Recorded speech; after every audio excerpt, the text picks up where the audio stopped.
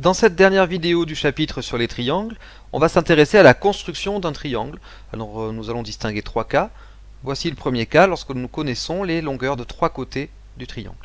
Ici, on connaît par exemple la longueur AB qui fait 4 cm, la longueur BC qui fait 5 cm et enfin la longueur CA qui fait 6 cm. Pour construire un triangle connaissant les longueurs de ces trois côtés, on commence par tracer l'un des trois côtés. Ici par exemple le segment AB qui mesure 4 cm.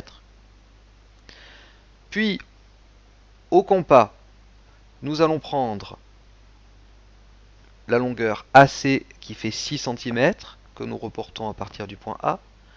Puis, la longueur BC qui fait 5 cm, que nous reportons à partir du point B. À l'intersection des deux arcs de cercle, nous avons le point C. Nous n'avons plus qu'à tracer le triangle ABC.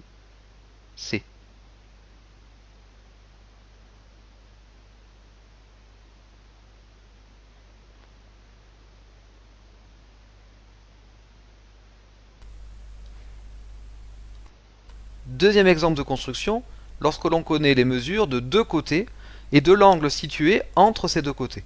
Par exemple, RT fait 6 cm, ST mesure 4 cm et l'angle RST mesure 70 degrés. Alors ici, on nous donne la mesure de l'angle RST, donc la mesure de l'angle de sommet S. On va donc commencer par construire le côté ST, le côté dans lequel il y a le sommet de l'angle qu'on nous donne. Donc on commence par tracer ST qui mesure 4 cm. On n'oublie pas de nommer tout de suite le côté du triangle. On ne fait pas ça à la fin de la construction. On place le rapporteur, le centre du rapporteur sur le point S. On mesure 70 degrés à partir du 0, aligné sur la demi-droite.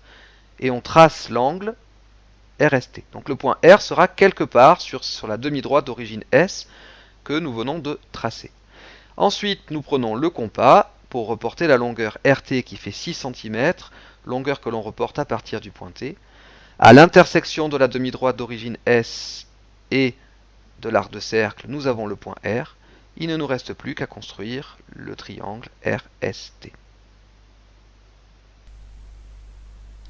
Enfin, dernier type de construction, lorsque l'on connaît les mesures d'un côté, mais qu'on connaît les mesures des deux angles adjacents à ce côté.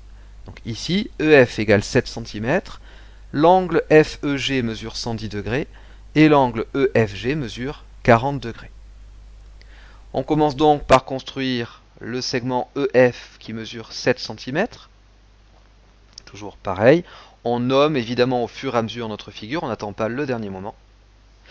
Nous prenons le rapporteur que nous centrons en E et nous marquons un angle de 110 degrés, en comptant à partir de 0 aligné sur la demi-droite. On trace la demi-droite d'origine E qui passe par la petite marque que nous venons de faire. Et nous faisons pareil avec l'angle EFG. On place le centre du rapporteur sur le point F. On mesure 40 degrés à partir du 0 sur la demi-droite. Et nous traçons le dernier côté de l'angle. Et les deux demi-droites d'origine E et F se coupent en point G, donc le dernier sommet du triangle EFG, donc notre triangle ainsi défini.